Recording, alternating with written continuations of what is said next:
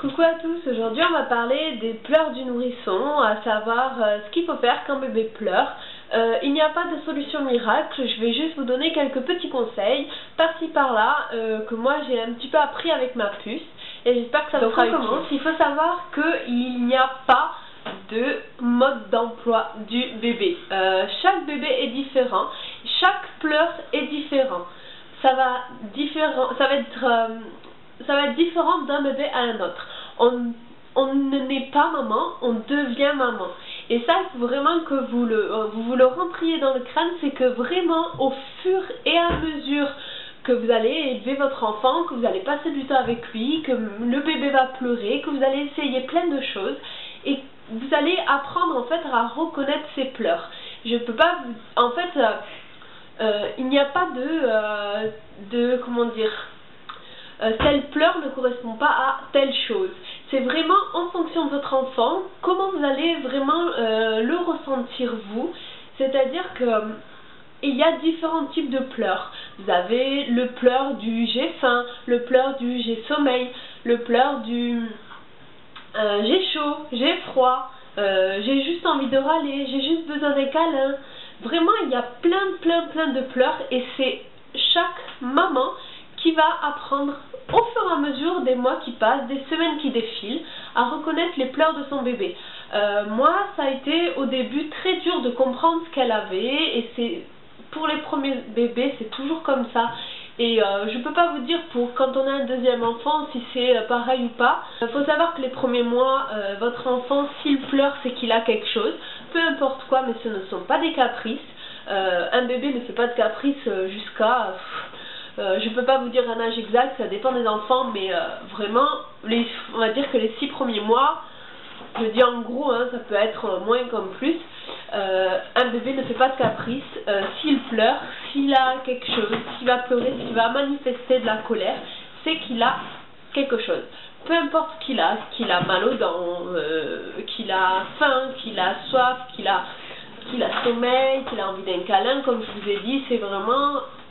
il y a un large choix. Alors, les premiers mois, vous allez apprendre vraiment à les reconnaître petit à petit. Et ensuite, ça sera très simple, ça vous viendra très naturellement. C'est-à-dire que, il est midi, ma fille, à cette heure-ci, elle mange. Elle est réglée, toutes les 4 heures, elle pleure. Toutes les 4 heures, c'est qu'elle a faim. Donc, vous allez commencer, en fait, à voir au fur et à mesure, dès qu'elle pleure, c'était de la faim. Moi, c'est ce qui s'est passé avec ma puce. C'est-à-dire qu'au début, j'ai tout testé. C'est-à-dire que quand elle commençait à pleurer, je vérifiais déjà si elle n'avait pas de la fièvre, si elle n'était pas malade, si elle avait déjà mangé, si elle avait la couche sale, parce qu'il y a la couche sale, j'ai oublié. La couche sale, froid, faim, vraiment tout. Et c'est au fur et à mesure, en fait, dès qu'elle s'arrête de pleurer, que vous allez voir que, en fait, c'était ça qu'il fallait faire. Donc voilà, donc moi en fait ce qui était bien, c'est que ma fille, à part les premiers mois où je l'allaitais, après elle était vraiment réglée toutes les 4 heures, donc toutes les 4 heures elle mangeait. Donc je savais qu'entre ces 4 heures, si elle pleurait, c'est que c'était autre chose que la faim. Ensuite, il faut savoir qu'un bébé, c'est comme vous, c'est-à-dire que si vous avez froid, il a froid, si vous avez chaud, il a chaud. Donc voilà, vraiment... habillez votre enfant comme vous, et vraiment c'est le principal. Vous allez voir que déjà vous allez réduire les pleurs. Ensuite, ce que je peux vous donner comme conseil, si vous allez me dire le pleur de la couche sale, il n'y a pas de pleur de la couche sale, c'est-à-dire que vous allez le sentir, si votre bébé fait, ça va se sentir, surtout les premiers mois, ça sent très fort. Et quand bébé commence à manger à la cuillère, enfin commence à manger solide, ça va être pire.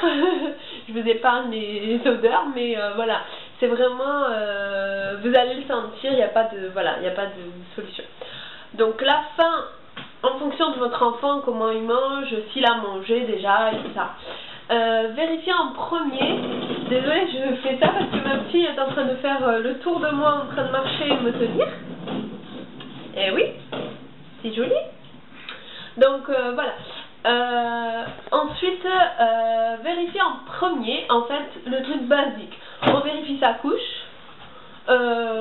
Bébé, s'il a faim, c'est en fonction de votre enfant. S'il a chaud ou froid. S'il n'a pas de fièvre, bien sûr vérifier s'il n'est pas fiévreux, s'il a mal aux dents. Mal aux dents, vous le verrez vraiment de toute façon durant toute la journée, il va mordiller, il va essayer de mordre plein de choses, il mettra les mains à la bouche, donc ça vous le verrez vraiment de suite.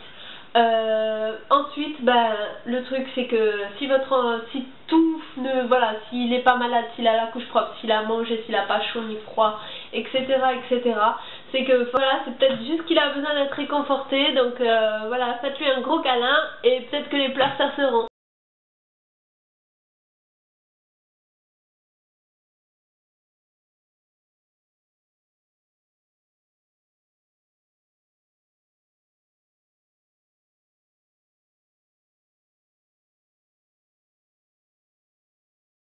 En tout cas, il n'y a pas de mode d'emploi du bébé, ce sont simplement des petits conseils. Essayez en fonction de votre enfant et je suis sûre que vous trouverez la bonne solution. Je vous dis à très vite pour une prochaine vidéo. Ciao!